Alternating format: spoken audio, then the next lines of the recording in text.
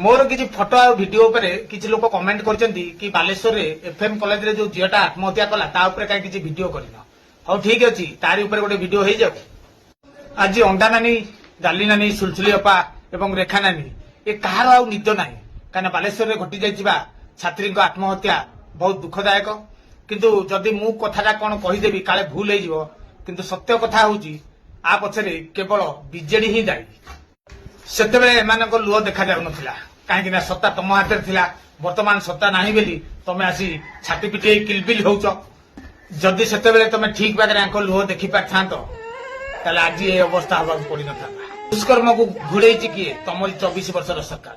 अन्याय साथ देची किए तमरी 24 वर्षर सरकार आज तमे बारिकेड भांगी रोड बंद करी मुख्यमंत्री की कहउच कोन ना इस्तफा दे दे काहेकि सरकार कोन तमे तैयारी करथिला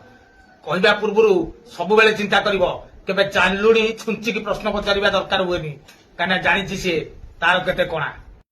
केवल चिंता करिबा दरकार से छात्री न्याय पाइबो केमिति सीबीआई जांच करा जाऊ ता पई बैठक तैयारी करा जाऊ आ ता नुह की धैंसई हेकिनी रोड रोका जाऊ चढ़ी जाऊ उपाड़ी दो